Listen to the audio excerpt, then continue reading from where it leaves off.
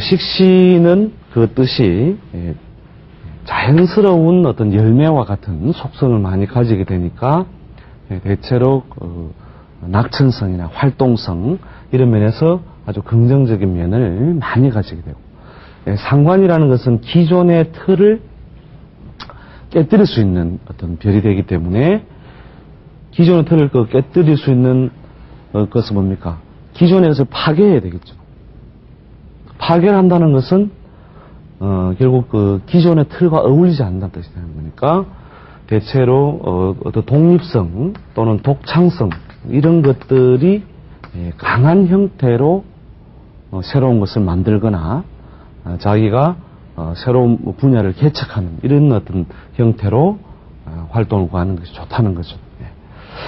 그래서 이제 그런 방법론을 구하는 데서도 우리가 식신과 상관은 약간은 차이가 납니다. 그 공통의 방향은 뭐 기준다 낫다라고 하는 같은 기질을 가진다 하더라도 습성이나 기질에서도 대체로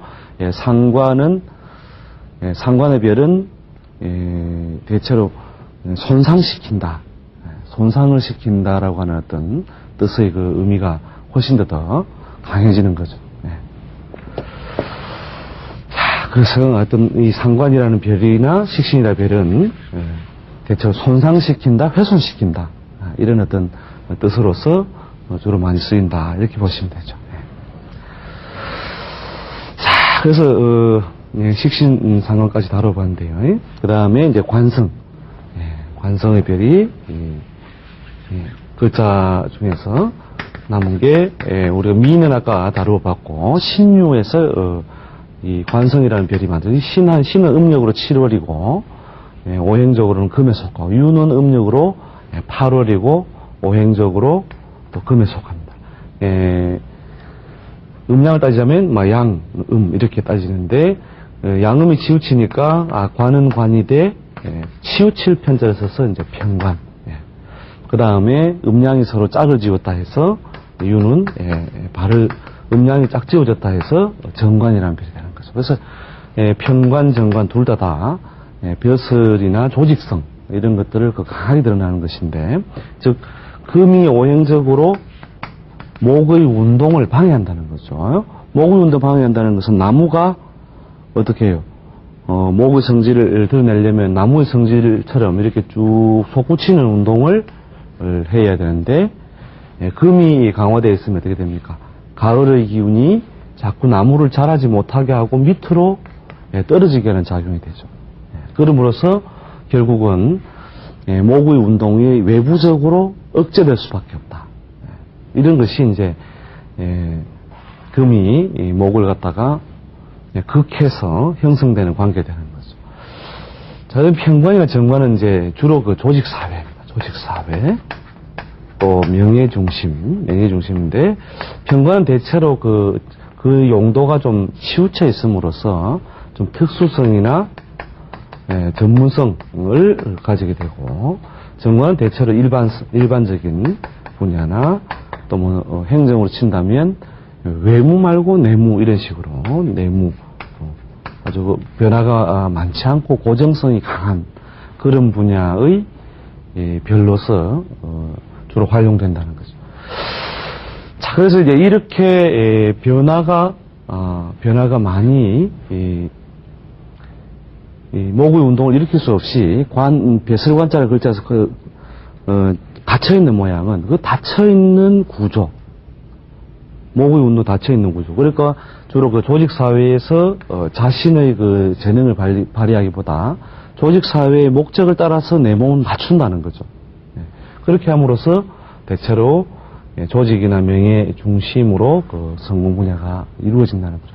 이런 분이 그 장사나 사업을 구한다 하더라도 조직성의 간섭을 받는다는 뜻이 되니까, 그 조직성의 간섭을 받는다는 것은 큰 조직과의 관계가 있는 납품, 용역, 대리점, 인허가, 매장 뭐 이런 식의 어떤 큰 조직과의 관계가 놓여 있는 사업 속에서 주로 성공이 이루어지게 되겠죠. 그 다음에 이제 이 방법론도 마찬가지입니다. 방법론도 뭐 여러 가지 살아가는 방법도 그 대체로 무엇을 중시하고 조직과 명예를 중시하여 자기 자신의 그 위신, 명예 이런 것들을 항상 주의하에 챙기는 사람들. 그 다음에 또, 남의 눈, 남의 시선, 이런 것들을 많이 챙기는 사람들이 바로, 이런 어떤 인자들이 강화되어 있는 사람들이라는 거죠.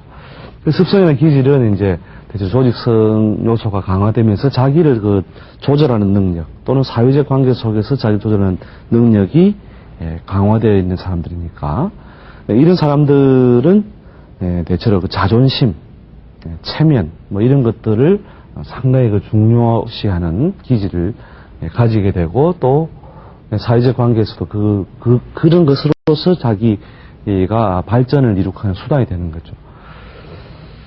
그래서 이제 그런 사람들에게 이제 자존심을 갖다 자극하거나 이렇게 했을 때 상당히 화를 내든지 아주 사회생활에서 굉장히 스트레스를 많이 받는 그런 식으로 잘 드러나는 거죠. 이렇게. 아무튼 팔자 내에 이제 강화되어 있는 글자를 중심으로 사용함으로써 성공 분야도 보통 쉽게 이루어진다. 이 정도로 그냥 머릿속에 정리를 한번 해두시면 될 겁니다. 그래서 우리가 이 팔자나 간지 모양을 일일이 몰라도 어떤 경향성이 아까 쭉 설명되었던 그런 별들에 의해서 그 사람의 기질이 잘 발휘되는데 쭉 관찰해 보면 그런 기질이 강화되어 있다면 즉 강화되어 있는 인자, 강화된 자.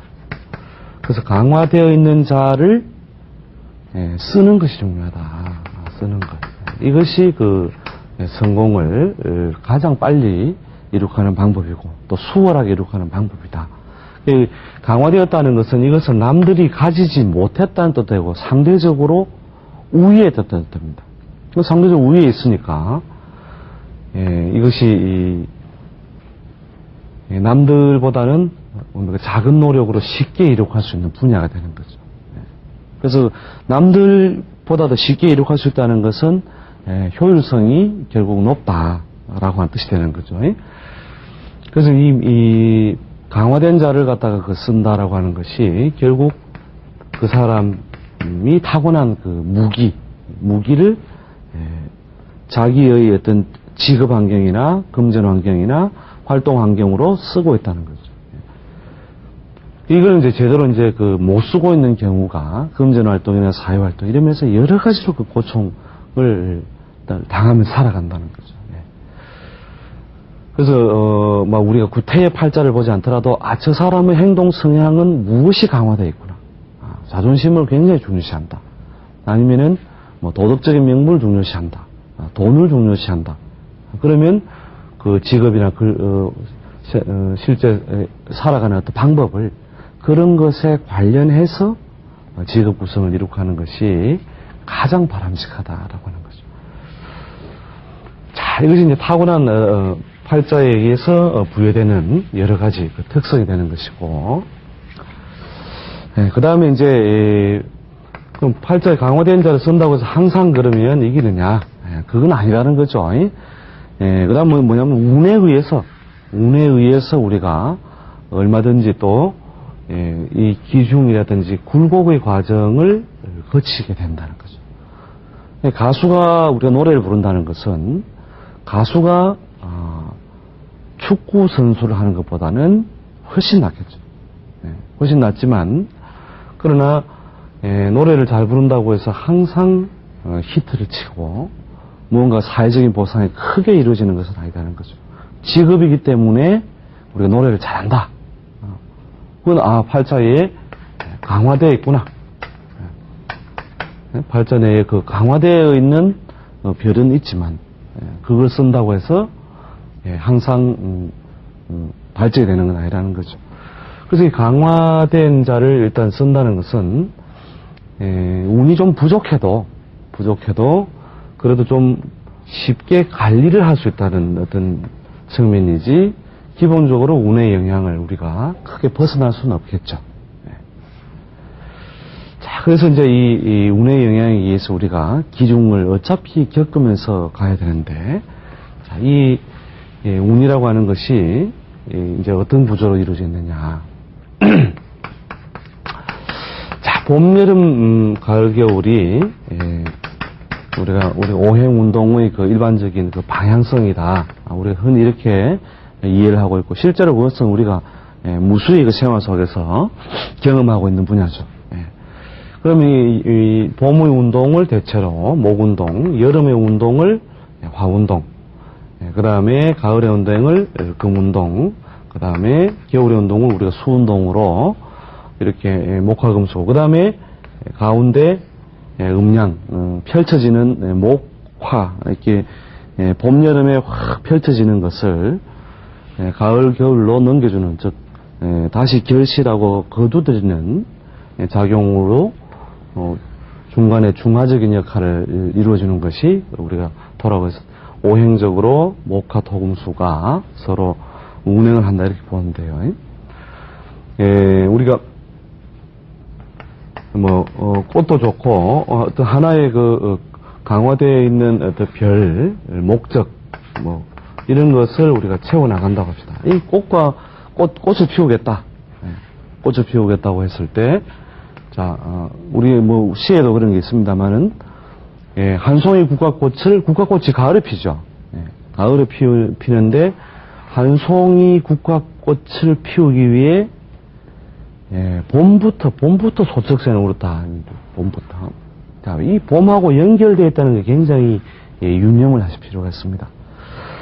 자, 이 봄부터 소쩍새가 울어가지고, 가을에,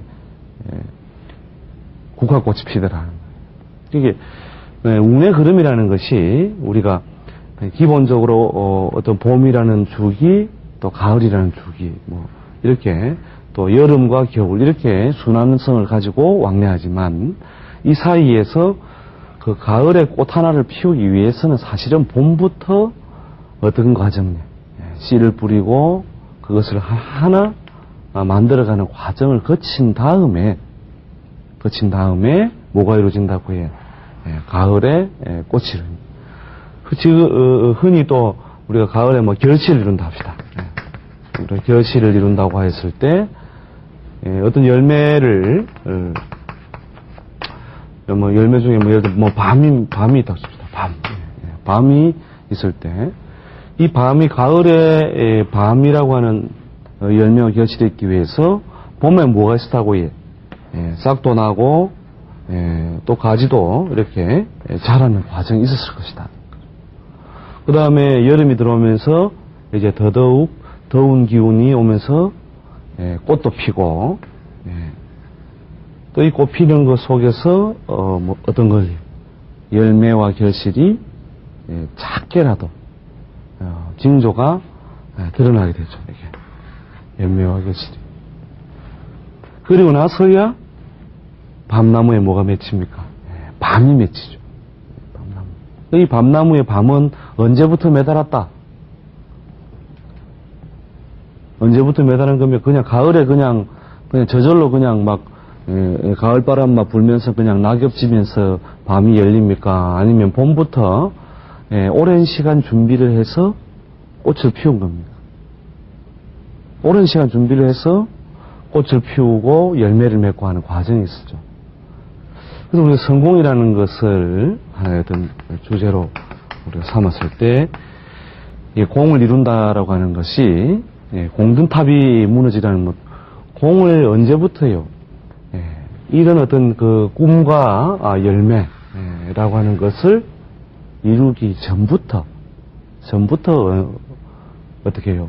끝없이 그것을 이루기 위한 노력의 점철이 있었다는 거예요. 이런 노력의 점철 속에서 결국은 열매가 이루어지고 결실이 오는 것인데, 사람들은 우리가 운이 온다, 행운이 온다, 이렇게 했을 때, 이 봄, 여름 없이 그냥 가을이 오는 것처럼 이렇게 생각하고, 그럼 봄, 여름은 대충 살아도 되고, 가을에 열심히 살면은, 뭡니까? 밤이 열린다. 이런 식으로 생각하는데, 밤이 열리게 할 농사를 이미 봄, 여름에 지었어야죠.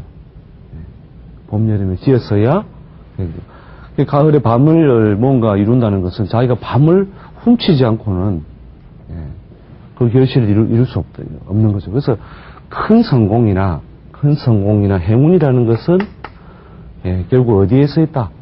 열심히 사는 사람, 노력하는 사람. 즉 운이 없을 때도 열심히 애쓰며 살았던 사람에게 주어지는 어떤 큰 선물이요, 보너스와 같은 거라는 거죠. 그런데 사람들이 이제 봄, 여름과 가을, 겨울이 떨어져 있다고 생각하는 것이고, 가을이 돼서 내가 뭔가 좋은 열매와 결실을 이룩한다, 이렇게 생각하는 것은 착오라는 거죠. 그리고 흔히 우리가 하루하루를 사는 데 있어서도 마찬가지입니다. 우리가 오늘, 내일, 모레 이렇게 수많은 날들이 오고 가고 우리가 그 과정 속으로 살아야 됩니다만은 오늘과 내일은 떨어져 있지 않다는 거죠. 떨어져 있지 않다. 오늘 밤에 열심히 저녁에 공부를 하고 연구를 하고 애를 썼다면 그 다음 날 머릿속에 뭐가 남아있겠습니까? 지난 밤에 애쓰고 공부하고 했던 것들이 그 다음 날에도 그대로 연결되어 있죠. 머릿속에 남아서 연결되어 있죠. 그리고 오늘 예를 들어서 우리가 은행에 돈을 열심히 일을 해서 그걸 모아가지고 은행에 집어넣었다. 오늘 집어넣으면 그 다음 날 에도 어떻습니까? 은행에 돈이 들어있습니까? 안 들어있습니까? 들어있죠. 그러니까 오늘하고 내일은 떨어져 있는 게 아니다는 거예요. 만약 오늘 저녁에 그냥 사는 게 심사가 고달프고 이래서 술을 많이 마셨다. 과음을 했다. 과음을 하면은 그 다음날 아침에 어떻게 됩니까? 과음하는 사람에 비해서 활달하게 움직일 수 있습니까? 없습니까? 못 움직이죠. 왜? 어저께 어떤 원인을, 씨앗을 뿌려놓았기 때문에 오늘 힘을 쓸 수 없는 부득이한 과정 또는 결과가 따르게 되어 있다는 거죠. 그래서 이제 이런 것이 결국 이제 우리가 성공이라고 하는 것은 우리가 역시 뭐냐면 가을에 어떤 큰 결실을 이루더라도 봄부터 애쓴 자만이 어떻다고 해요? 우리가 소위 성공이라는 별에 가장 가까이 가는 사람이라는 거죠. 물론 중간에 여름에 정말로 나쁜 어떤 세월이를 만나든지 태풍을 만나든지 이렇게 해서 많은 열매를 잃어버리는 과정도 있겠지만 봄에 씨 안 뿌린 사람보다는 봄에 씨를 뿌리고 애쓰며 살았던 사람이 결국은 가을에 결실을 많이 이룩하는 거죠. 봄에 씨를 안 뿌린 사람이 가을에 뭔가 생긴다는 것, 이것은 뭔가 주변에 혜택이나 덕이나 이런 것으로서 결국은 오랫동안 지속할 수 있는 것을 얻기 어렵다는 거죠.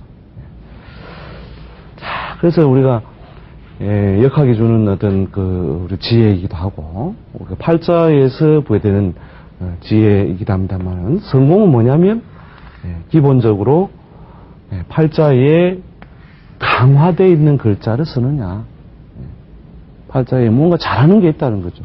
누구든지 태어난 달은 있을 것이고 태어난 날은 있으므로 강화되어 있는 인자가 있다. 이 강화되어 있는 것을 쓰느냐 못 쓰느냐. 근데 대부분 다 이제 이 강화되어 있는 것, 자기한테 이미 부여된 것들에 대해서 큰 매력을 못 느끼고 오히려 팔자에 없다라고 하는, 우리가 팔자에 없다. 흔히 나이 드신 분들은 아이고 내 팔자에 뭐가 없다더니 하는 게 이제 팔자에 없는 것을 가지고 자꾸 뭔가를 채워서 맞추려고 하는 그런 삶을 삶으로써 삶의 낭비가 여러모로 발생하더라는 거죠. 그 다음에 이제 우리 운에서 아까 설명드린 것 같이 오늘, 내일, 모레가 다 연결되어 있다는 거예요. 연결되어 있다는 것은 뭐냐면 어저께 술을 많이 마시면 오늘 역시 몸이 고단하고 어제 저축을 하지 않으니 오늘 통장에 남아있는 것이 없더라. 그런데 오늘 내가 또 좋은 어떤 인자나 씨앗을 뿌려놓는다면 이것이 운이 없어서 오늘 결실을 크게 맺지는 못한다 하더라도 모레는 어떻다고요? 더 좋은 결실을 이룩할 수 있다는 거죠. 그래서 보통 우리가 저녁에 오늘 뭔가 운이 없고 고달프고 이렇게 해서 이렇게 술을 못 마신다 할 때 완전히 내일은 없다 이렇게 하고 마시는 분들도 있어요. 우리에게 내일은 없다. 그리고 오늘 열심히 이 일도 안 하면서 내일은 잘 될 거야. 내일은 오늘 일하는 사람이 어떻게 내일이 잘 돼요. 그런 대자연의 섭리에는 그런 게 없다는 거죠. 그러니까 남들이 이룬 행운이라든지 성공이라든지 이런 것들이 아무리 우리가 사주팔자라고 하는 근본적으로 쉽게 타고난 사람, 또 힘들게 이루는 사람, 또 운에 의해서 또 좀 쉽게 이루는 사람, 힘들게 이루는 사람, 이런 것에 영향을 줄 수 있다고 하더라도 우리가 열심히 노력하지 않는 사람의 몫은 없다라고 하는 거예요. 가장 나쁜 사람이 어떤 사람이냐?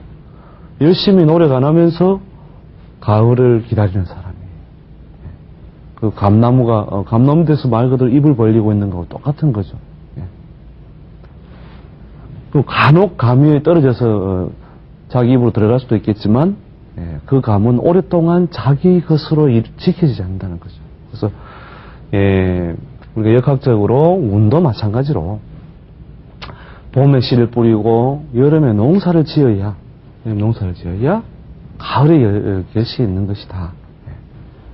그리고 여름에 간간히 무엇도 불고 태풍도 불고 또 비도 많이 오고 해서 잃어버리는 것이 발생한다고 하더라도 내가 애쓰며 농사를 짓고 있다면 반드시 가을은 오고야 만다는 거죠. 그래서 가을에 크냐 작으냐 열매의 차이는 있다 하더라도 그것은 결국 뭡니까? 봄부터 그 뿌린 씨로 인해서 결국 결실로서 되돌아온다. 그래서 우리가 역학이나 대자연 또는 팔자에서 운이라고 하는 것들도 전부 그러한 어떤 씨앗과 원인 결과, 씨앗과 열매, 원인과 결과, 이것이 서로 운으로서 맞물려 있다는 것이죠. 그래서 오늘 내일 모레가 우리가 연결되어 있다는 것을 아주 예력생각, 내일 내가 주인공이 되고 싶다면 오늘 열심히 했으면 살아야 되는 거예요. 역학에서 우리가 성공을 말할 때 흔히 우리가 잘 타고났다, 또 운이 좋다, 이런 것도 있지만 성공이 크기는 차이가 있다 하더라도 노력하는 사람에게 결과가 있다, 이렇게 보시고 우리가 생활 속에 어떤 삶의 지혜로 삼으시기 바랍니다. 오늘 이 정도로 욕심을 내고 다음 시간에 또 뵙도록 하겠습니다.